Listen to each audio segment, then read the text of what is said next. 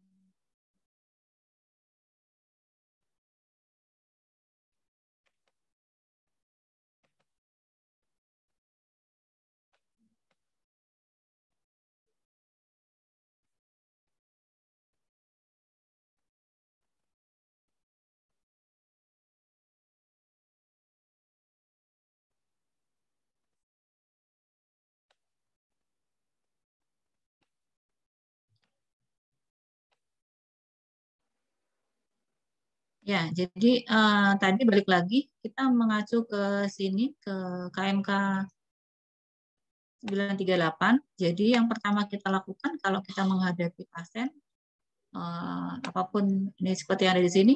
Jadi pasien ibu hamil, ibu bersalin, ibu nifas, dan masa antara atau pada bayi, pada anak balita sehat maupun pada masa reproduksi. Nah, di sini apa yang dilakukan? Yang pertama adalah pengkajian. Jadi pengkajian di sini diharapkan ketika menemui pasien, yang pertama adalah anamnesa. Ditanya dulu. Kalau ada pasien datang, kemudian ibu hamil, menyampaikan bahwa saya kayaknya hamil, misalnya gitu. Atau mungkin saya hamil, kemudian mengalami perdarahan, seperti apa. Nah, itu bidan dalam hal ini langkahnya adalah untuk memecahkan masalah yang pertama, nanya dulu. Kalau dia menyampaikan ada perdarahan, maka tanyakan perdarahannya sejak kapan. Tanyakan lagi apakah banyak atau sedikit, tanyakan lagi bagaimana aktivitas sebelumnya. Jadi hal-hal yang berkaitan dengan keluhan yang disampaikan. Termasuk data-data lain yang sekiranya dibutuhkan untuk kita menemukan kesimpulan kira-kira si ibu mengalami apa.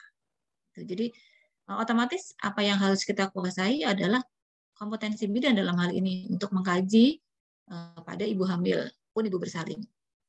Jadi kalau kita tahu apa yang perlu kita kaji pada ibu hamil, apa yang kita kaji pada ibu bersalin untuk mendapatkan kesimpulan yang valid ya dalam hal ini untuk mendapatkan kesimpulan yang valid, maka kita bisa memecahkan masalah.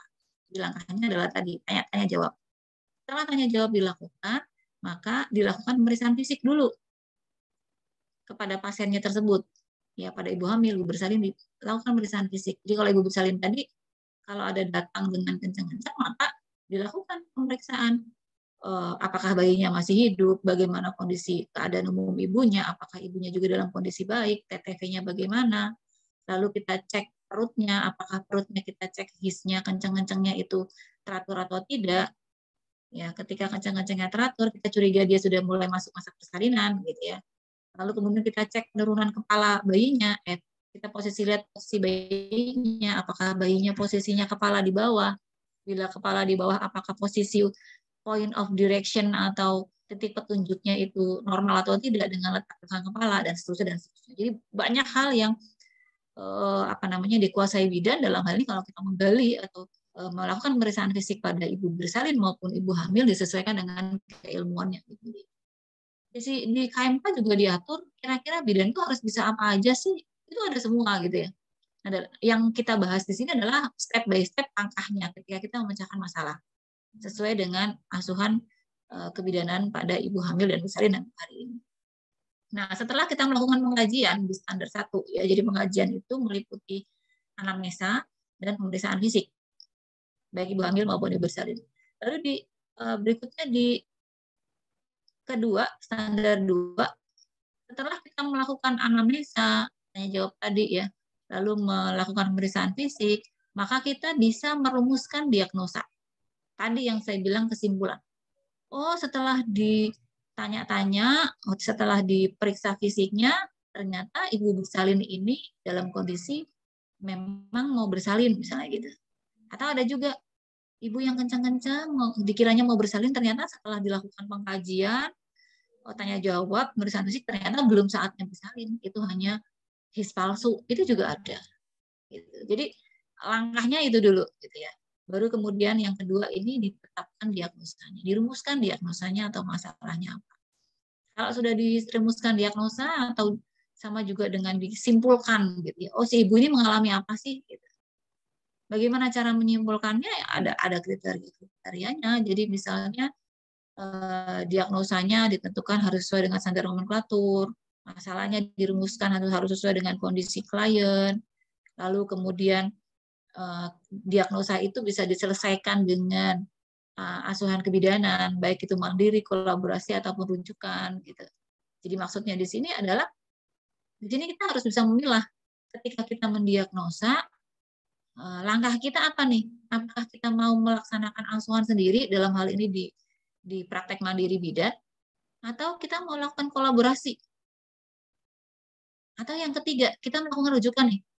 Dasarnya apa? Dasarnya adalah kewenangan bidan. Kewenangan bidan yang membatasi apakah kasus-kasus tersebut bisa ditangani oleh bidan. Ya, misalnya ibu yang bersalin mengalami perdarahan lebih dari 500 cc misalnya gitu. Diapakan nih langkahnya? Atau ibu yang belum bersalin tapi sudah keluar darah dari jalan lahir, mau diapakan nih? Mengacunya kemana? Nanti mengacunya beda lagi, itu ke KMK nomor 28. Karena KMK nomor 28 itu ada batasan-batasan. Kasus ibu hamil yang mana yang bisa dilakukan asuhan mandiri di praktek mandiri bidan, kasus ibu hamil yang mana yang harus kita lakukan rujukan, gitu, seperti itu. Nah, sedangkan di sini step by step-nya saja. Lalu kemudian setelah dilakukan dirumuskan diagnosa, kemudian kita bisa menentukan apakah dia mau dirawat sendiri atau mau diberikan asuhan sendiri dalam mandiri bidan atau mau dirujuk. Setelah itu direncanakan. Kalau emang kita mau merencanakan untuk merujuk, maka kita lakukan persiapan rujukan. Persiapan rujukan ilmunya juga bidan harus tahu.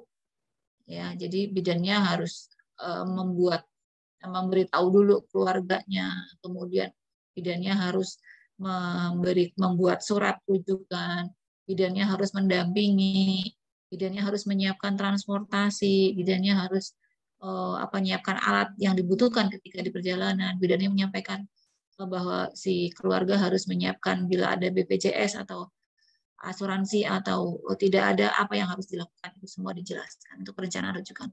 Lalu bagaimana bila dilakukan asuhan mandiri bidan, misalnya dilakukan asuhan sendiri deh, misalnya gitu. Nah, di situ juga disusun rencananya apa saja. Jadi kalau misalnya si bidan ini, si ibu hamil misalnya, dia mengalami perdarahan, belum saatnya bersalin, apa namanya, kalau perdarahannya masih belum ada kencang-kencang teratur, hanya flek-flek saja, saya nanti menjelaskan kepada ibu hamil untuk bed rest. Kasih tahu ibunya, oh ternyata ibu itu kayaknya ini mengalami kencang-kencang karena kemungkinan kalau nggak istirahat nanti bisa abortus misalnya gitu. Jadi, maka rencana asuhan yang akan dilaksanakan oleh bidan adalah memberikan informasi kepada ibu hamil tersebut. Ibu mengalami apa? Lalu yang kedua, informasi yang berikutnya adalah harus melakukan bed rest total atau istirahat. Lalu yang ketiga diberikan terapi misalnya vitamin, yang keempat dianjurkan untuk kontrol dan seterusnya. Jadi rencana-rencana apa yang akan dilakukan oleh bidan kalau memang di dalam asuhan mandiri bidan kasus tersebut bisa dilaksanakan. Jadi jangan sampai salah, kasus-kasus mana yang bisa dilakukan secara mandiri oleh bidan asuhannya, dan kasus-kasus mana yang harus dilakukan rujukan, dan kasus-kasus mana yang harus dilakukan kolaborasi dengan tenaga medis. Itu bidan harus paham apa saja batasannya, atau lihat dari mana ya, selama apa namanya menjalankan praktek harus sudah paham harus bagaimananya, karena kompeten tadi ya, kompetensinya harus diuji dengan uji kompetensi. Nah, untuk tahu bisa nggak nih melaksanakan praktek, maka harus diuji dulu dengan uji kompetensi yang kemarin kita sudah bahas tentang aspek legal ya. Lalu setelah dilakukan perencanaan, apa sih langkah berikutnya oleh bidan? Dilaksanakan. Jadi yang pertama, bidan merencanakan dulu mau diapain tuh pasiennya. Ya, setelah sudah merencanakan, kemudian kita melaksanakan. Implementasi itu melaksanakan apa yang kita rencanakan. Ya, otomatis yang namanya melaksanakan rencana tadi itu yang pertama memperhatikan keunikan klien dari sisi sebagai makhluk biopsikososial, spiritual, kultural. Artinya nggak sama setiap pasien itu ya. Semua pasien itu nggak sama. Sama-sama hamilnya, sama-sama kondisinya misalnya abortus iminen ya, atau istilahnya ancaman keguguran misalnya. Sama, kasusnya sama. Tapi antara ibu yang satu dengan ibu yang lain itu berbeda. Nah, bidan dalam hal ini harus tahu keunikan tersebut, harus bisa menghadapi klien. Ketika ada pasien yang ketika dikasih tahu gitu ya, dikasih penyuluhan, kasih informasi itu manut, dan ada juga yang dikasih informasi atau bahkan dirujuk itu nolak, itu ada juga. Saya nggak mau, saya mau dengan Bu Bidan aja. Nah, apa yang harus kita lakukan? Nah, itu kita harus pertama adalah memperhatikan keunikan klien tersebut ya. Yang pertama itu. Lalu yang kedua, semuanya harus mendapat persetujuan. Jadi ketika kita melaksanakan asuhan secara mandiri, kita harus mendapat persetujuan dari klien atau keluarganya. Lalu ketika kita merujuk pasien juga kita harus ada persetujuan juga. Bagaimana kalau klien tidak setuju? Karena kadang-kadang ada yang saya nggak mau dirujuk, saya mau pokoknya terserah Bu Bidan mau diapakan, manut. Maka langkah apa yang kita lakukan? Inform consent. Inform consent itu bukti tertulis yang menunjukkan apa namanya persetujuan dari klien, persetujuan akan dirujuk atau persetujuan akan dirawat oleh bidan.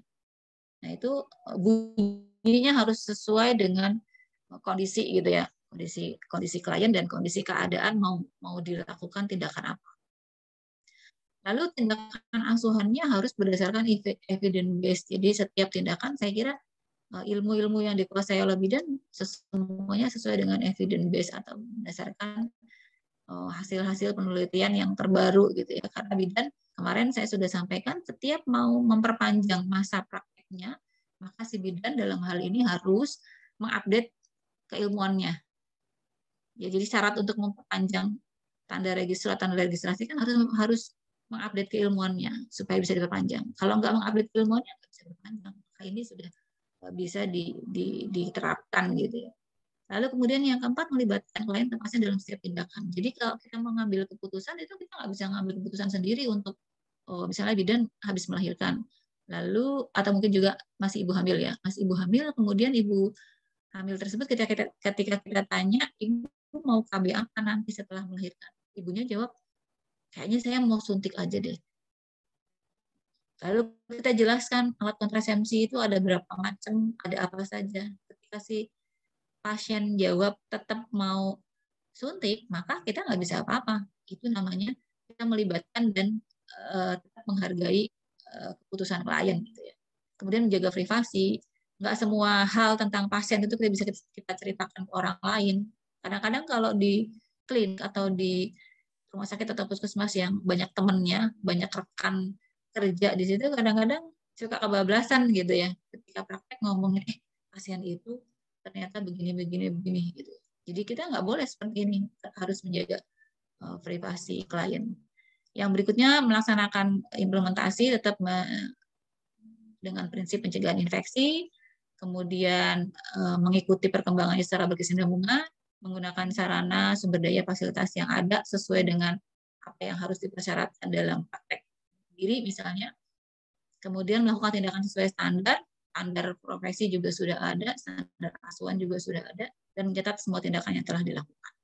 Nah ini langkah implementasi. Lalu setelah kita berikan informasi-informasi atau mungkin tindakan-tindakan ke klien, apa langkah berikutnya? Langkah berikutnya adalah kita melakukan evaluasi.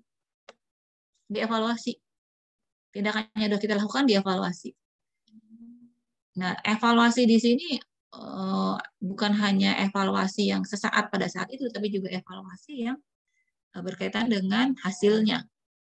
Ya, kalau memang bisa dilihat hasilnya pada saat itu, misalnya tadinya perdarahan, kemudian lakukan tindakan jadi nggak perdarahan misalnya, maka bisa dilihat. Tapi kalau nggak bisa dilihat, kita evaluasi berikutnya kapan? Sesuai dengan perencanaan. Nah, seperti itu. Lalu yang terakhir adalah lakukan pencatatan asuhan. Catat semua asuhannya, nanti ini ada mata kuliah sendiri ini ya tentang dokumentasi atau pencatatan asuhan kebidanan. Ini ada sendiri. Yang perlu kita pahami di sini, ketika kita mau melaksanakan pemecahan masalah terhadap klien dalam kondisi hamil, bersalin nifas, bayi, balita, kemudian wanita dalam kesehatan reproduksi, maka standar asuhannya kita mengikuti kaidah ini. Nanti masalah dokumentasinya adalah menggunakan SOAP. Tadi yang teman tadi udah ada sedikit ya yang kelompok persalinan kalau nggak salah ya. Itu namanya dokumentasinya. Tapi step by step langkahnya adalah tadi pengkajian, kemudian merumuskan diagnosa, lalu melakukan menentukan perencanaan, lalu implementasi, dan berikutnya adalah evaluasi sesuai dengan yang ada pada standar ini. Gitu. Terus bagaimana bila ada konflik-konflik di dalamnya, maka itu diatasi di dalam itu, di implementasi tadi. Ketika kita melaksanakan implementasi, nggak selamanya mulus gitu ya. Nggak selamanya mulus. Kadang-kadang ada penolakan-penolakan dari klien, kadang-kadang ada apa namanya, rame gitu ya, antara klien dengan suaminya, antara klien dengan keluarganya. Mungkin nggak setuju dengan tindakan apa, maka ini diatasi di sini. Makanya sini disesuaikan di sini, dikatakan bahwa dalam melaksanakan implementasi 1, 2, 3, sampai 10 yang harus diperhatikan ketika menghadapi klien. Seperti itu, tinggal penerapannya seperti apa. Itu ya saya kira ya untuk yang memecahkan masalah. Jadi untuk kelompok berikutnya mungkin bisa mengikuti kaidah ini gitu.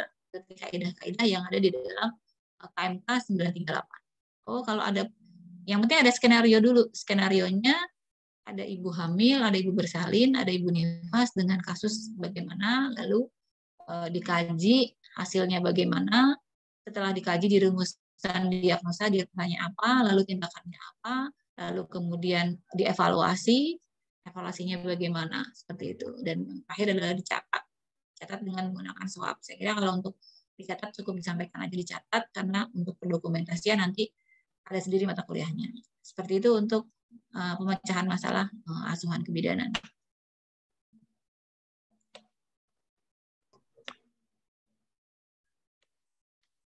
Ya, ini bisa dicari, bisa di download ya, 938 MKes SK-8 Romae garing 2007.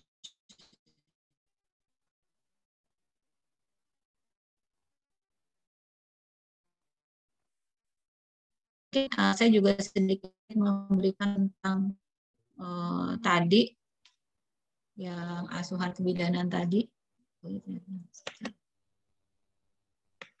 Kita balik ke pengertian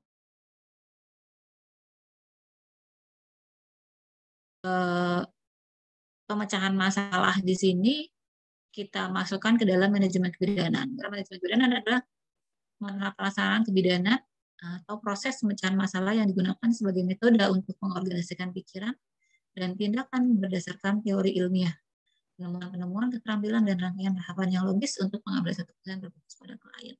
Jadi ini memang langkah atau sebuah manajemen kebidanan. Termasuk tadi dalam standar asuhan kebidanan, itu isinya step by step langkahnya adalah termasuk manajemen kebidanan. Gitu. Itu adalah merupakan manajemen kebidanan atau proses pemecahan masalah. Nanti kalau kaitannya dengan SOAP itu berbeda ya, kan SOAP itu adalah cara pencatatannya. Saya bandingkan antara manajemen kebidanan dengan SOAP seperti ini. Nah ini. Jadi kalau ini pikir bidan ini atau proses manajemen kebidanan tadi, langkah-langkah pemecahan masalah tadi kita menggunakan 7 langkah Varney. Jadi kalau menurut ada sumber tertentu yang menyatakan bahwa kita menggunakan 7 langkah Varney.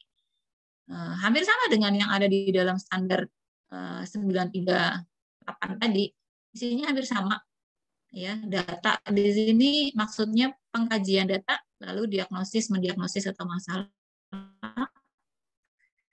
Hanya ditambahi di sini ditambahi dengan menentukan diagnosa potensial dan antisipasi serta penanganan kebutuhan. Ya, langkah-langkah pemecahan masalah menurut proses manajemen kebidanan Varney. Lalu kalau kita terapkan dalam dokumentasi seperti ini. Oh, kalau pengkajian tadi masuknya di mana? Oh, masuknya bisa ke subjek, bisa ke objek. Oh, diagnosa tadi masuknya kemana? Oh, masuknya ke analisis. Nah, tadi SOAP gitu ya. Lalu, oh, planning tadi masuknya kemana? Oh, masuknya ke planning. Oh, implementasi evaluasi masuknya kemana? Oh, masuknya ke planning. Jadi seperti itu. Jadi kalau kita mau memecahkan masalah pasien berdasarkan 7 langkah Varney atau standar asuhan kebidanan tadi, dari mulai pengkajian, diagnosa masalah, perencanaan, implementasi, evaluasi, kemudian dokumentasinya seperti apa, masuknya seperti ini kalau dikaitkan. Itu. Oke, saya kira itu. Ada pertanyaan?